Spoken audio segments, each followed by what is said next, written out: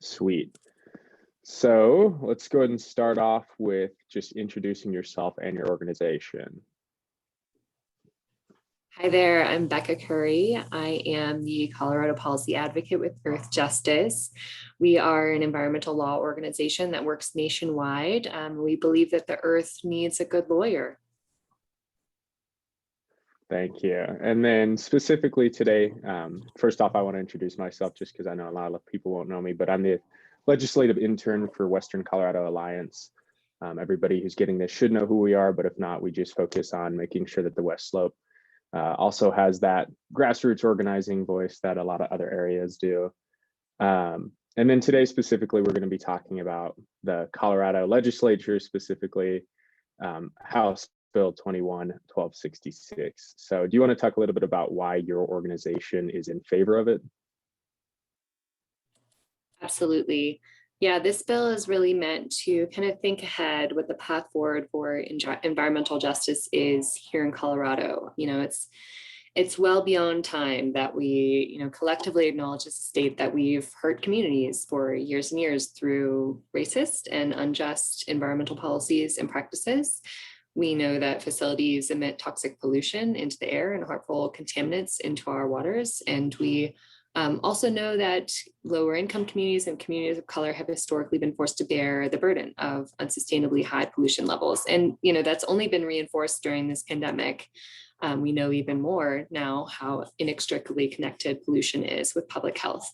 And it's also, while the state has made some progress towards advancing environmental justice, these efforts have fallen short. They've really focused on communicating, getting information out to communities, but, engagement is improving, but we're stopping short of actually doing something about the problem and making sure that we are mitigating harm and avoiding harm. And this bill is hoping to be a clear step forward in the right direction of starting to make sure that we can get to those meaningful end goals of actually making a difference in changing how we address kind of environmental policy and regulation here in Colorado statewide. Thank you, definitely. And following up on that, a lot of times being based in the Western Slope, we feel as though a lot of the legislation is focused more on the Front Range and doesn't trickle down to us as much. So how would you say this bill in particular kind of manages that? How will it affect the Western Slope? Will it affect the Western Slope? And, if Absolutely. so, how much? Yeah, so, this really is meant to be, as I mentioned, a statewide bill. I know the Western Slope, and of course, this is regionally true of many different areas of Colorado. I feel like the Western Slope often gets highlighted a little bit, maybe more for oil and gas production. And, the area North Denver gets kind of highway and facility pollution, and down in Pueblo, it's a different set. There's in Colorado Springs, there's a lot of water issues with PFAS contamination. So we have these kind of silos of different issues in different places across the state. But we know that communities aren't just experiencing one issue. It's very true and pretty much true of every place in Colorado that there are water issues, there are air quality issues, there are issues with oil and gas production that are impacting communities simultaneously. And it's time that we start addressing these issues kind of in a cross-issue, cross-agency way, and also siloed in the way that these are, if it's oil and gas, it's the COGCC, if it's air, it's the AQCC, if it's water, it's the Water Quality Control Commission. So also siloed on the agency side. And so, yeah, this bill is really meant to reach all areas of Colorado and recognizing that it's time that we develop a kind of issue-wide, agency-wide, statewide plan for how we're going to move forward with environmental justice here in Colorado. And, this isn't the end-all be-all for environmental justice. It's really a bill that says we need to sit down and we need to have the conversation. It's a bill to essentially force the conversation that we start talking about environmental justice and start thinking about how we can holistically think about the ways that our environmental policies and regulations have impacted communities and made concrete strides towards addressing and mitigating and avoiding future harm across the state. Yeah. Definitely. And I think that leads well into my next question. You talked a little bit about how it's not necessarily completing that, it's just starting that conversation. So within that, what do you feel there will be, like, what future steps are going to be necessary to complete the conversation that this is starting? Absolutely. So, I mean, this bill has a bit of short-term goals and it has long-term goals. So in the short term, this bill does focus a little bit more on work that's going on at the AQCC and implementing the greenhouse gas reduction roadmap. That is essentially the state's plan to meet the climate targets that were laid out a few years back in House Bill 2019-1261 that essentially required that by certain years, we need to reduce our greenhouse gas emissions by certain percentages. And that bill, in requiring those greenhouse gas reductions, is going to require reductions happen across many different sectors. And, as I've mentioned before, like kind of the efforts to build equity into this process have fallen a bit short. I mean, it was paired with a climate equity framework, which kind of flagged different impacts in different communities and gave communities a climate, equity score, but it lacked operationalization. So it didn't really ever say which communities then what score merits a heightened level of engagement or outreach or communication. And so this bill is really doing a couple things in the short term to build some equity into that process, which again is kind of a statewide process of kind of implementing our greenhouse gas reduction targets. It will, for the first time, put a disproportionately impacted community definition into statute. And this is really following the lead of a number of other states that have tried to take the guesswork out of identifying these communities in both having some quantitative factors that are census-based factors.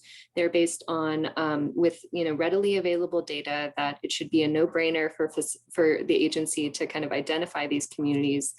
That is essentially based on